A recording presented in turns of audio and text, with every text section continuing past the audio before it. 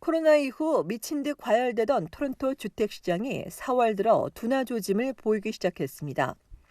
온타리오주 토론토 부동산 협회가 발표한 바에 따르면 주택 거래량이 최대치를 찍은 3월 이후 한 달 새 12.7%나 감소했습니다.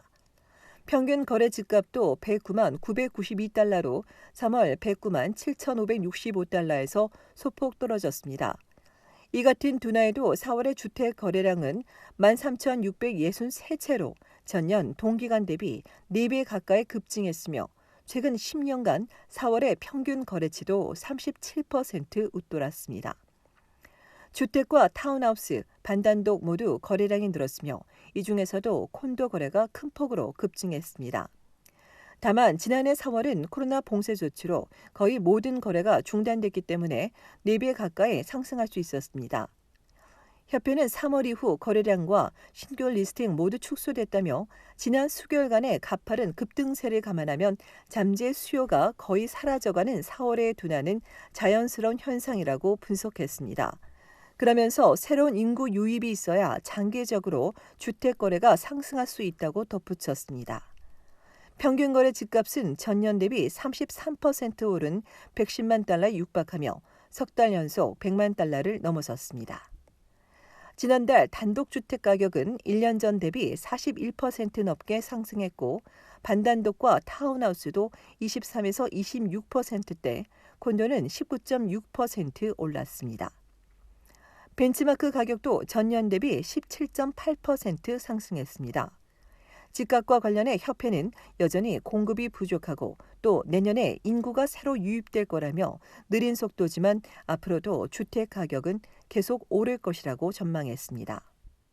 한편 지역별 벤치마크 가격을 보면 노스요 윌로델 웨스트의 단독 주택은 156만 9,600달러, 콘도는 70만 800달러이며 윌로델 이스트의 단독 주택은 168만 7,800달러, 콘도는 75만 2,200달러로 전년 대비 1.3% 내려갔습니다.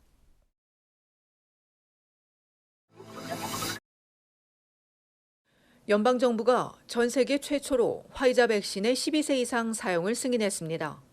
오늘 보건부는 미국에서 2,200명의 청소년을 대상으로 임상시험한 결과 두 번째 접종 후 효능이 100%였다며 청소년 접종 대상 확대는 각 주 정부가 최종 결정하게 될 것이라고 밝혔습니다.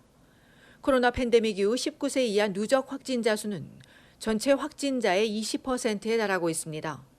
이처럼 오늘 정부가 12세 이상 청소년 접종 사용을 승인하자 알버타주 정부가 제일 먼저 접종 대상을 12세 이상으로 확대한다고 발표했습니다. 오는 금요일을 시작으로 월요일에는 1992년에서 2009년 사이 출생자의 사전 예약을 받을 계획입니다. 최근 확산세가 무서울 정도로 빠르게 번지고 있는 알버타주는 학교 대면 수업을 온라인으로 전환하고 임의용실과 식당의 패티오 영업을 중단하며 벌금을 2배로 올리는 등 고삐를 죄고 있습니다. 이 밖에 온타리오주는 더럼과 해밀턴, 오타와와 욕 지역, 윈저 에섹스 지역에 있는 약국 60여 곳에 모더나 백신을 배급하고 또 오는 금요일부터는 토론토와 필 욕 지역에 있는 직장을 방문해 모더나 백신을 접종해줄 계획입니다. 이를 통해 이번 달 말까지 성인의 65%가 백신 1회분을 맞을 수 있도록 할 예정이라고 정부는 발표했습니다.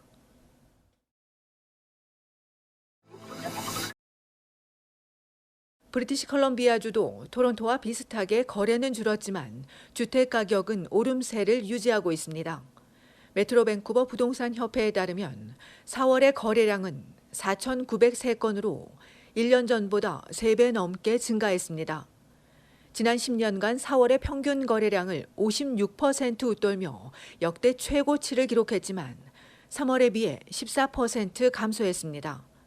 시장에 새로 나온 매물도 10년 평균에 비해 11% 밑돌며 주택 가격을 계속 상승시켰습니다. 이 기간 벤치마크 가격은 115만 2,600달러로 지난해보다 12%, 전달에 비해서도 2.6% 올랐습니다. 단독주택의 평균 거래 가격은 175만 달러로 1년 전 대비 21%, 한 달 전보다 3.2% 상승했습니다. 아파트는 72만 9,600달러로 각각 5.9%와 1.9%씩, 타운하우스는 90만 900달러로 14%와 3.3%씩 올랐습니다. 프레이저밸리 주택시장은 4월에도 호황을 누렸습니다. 지난달 거래량은 3,016채로 지난해 4월은 물론 3월에 비해서도 9% 상승했으며 가격도 뛰었습니다. 부동산협회는 저금리에 더해 코로나19로 촉발된 더 넓은 공간에 대한 니즈와 지출 감소로 인한 가계재정 덕분에 수요가 끊이지 않고 이와 함께 가격도 오르고 있다고 설명했습니다. 이에 수요 불균형을 해소하기 위해 공급을 더 늘려야 한다고도 강조했습니다.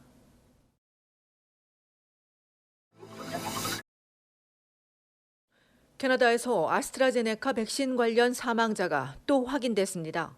알버타주에 거주하는 50대 여성이 아스트라제네카 백신을 맞은 뒤 혈전 부작용을 보이다가 숨졌습니다.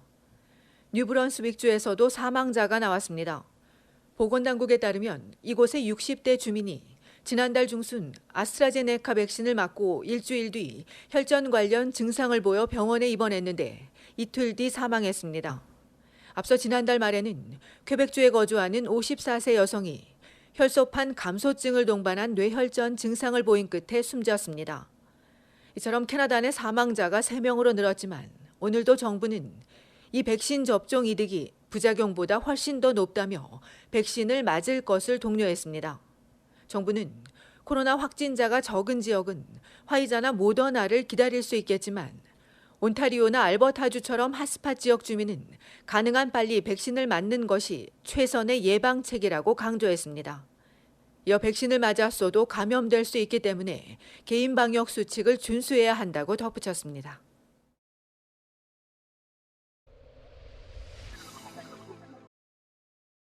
온타리오주 미시사가에서 5세 남아가 지프차에 치여 숨지는 사고가 발생했습니다. 어제 오후 5시 30분 휴런타리오 스트리트과 엘렘 드라이브 사거리에서 아빠와 함께 자전거를 타고 길을 건너던 어린 소년이 북부 방면에서 우회전하던 지프차에 치여 중상을 입고 병원으로 이송됐으나 끝내 숨졌습니다. 어린 소년의 안타까운 소식에 지역 주민들의 애도가 이어지는 가운데 필적 경찰은 당시 지프차 운전자가 음주 상태는 아니었다며 이 운전자와 목격자 등을 상대로 정확한 사고 경위 등을 조사하고 있다고 전했습니다.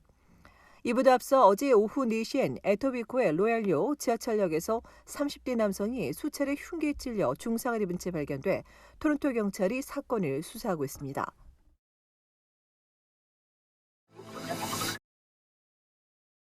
온타리오주에 거주하는 50세 이상 주민은 내일 아침 온주정보 사이트나 콜센터를 통해 백신 접종을 예약할 수 있습니다. 기저질환 두 번째 그룹과 필수업종 근로자 첫 번째 그룹도 내일 사전 예약할 수 있습니다.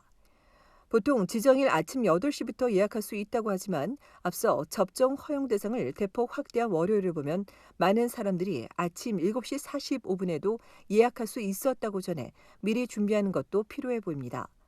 또 개시 첫날엔 한꺼번에 신청자가 몰리기 때문에 접속되기까지 인내심을 갖고 기다려야 합니다. 이 밖에 토론토에선 놀스역 병원과 마이클 게런 병원, 토론토 병원 등 각 지역 병원들이 핫스팟 지역을 대상으로 꾸준히 팝업 클리닉을 운영하고 있습니다.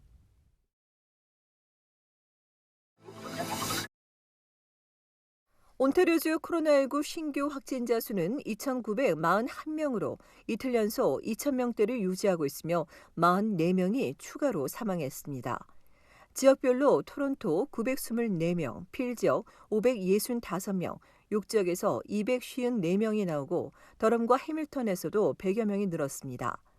병원 입원 환자와 중환자실 환자 수가 다소 줄기는 했지만 호흡기에 의존하는 중증 환자는 전날보다 11명 늘어 620명을 기록했습니다. 이런 가운데 어제 하루에만 13만여 명이 백신을 접종해 지금까지 온 주민 560만여 명이 1회분 백신을 맞았습니다.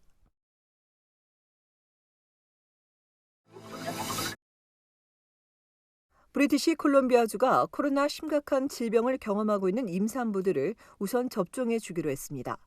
16세 이상인 모든 임산부는 백신 등록 사이트에 등록한 후 콜센터 1833-838-2323번에 연락해 사전 예약할 수 있습니다. 어제까지 BC 주민 190만 200여 명이 백신을 맞아 35.3%의 접종률을 기록한 가운데 현재 50세 이상 주민에 대한 사전 예약이 진행되고 있습니다. 한편 어제 BC주에서 코로나19 확진 판정을 받은 사례는 697건이며 1명이 추가 사망했습니다.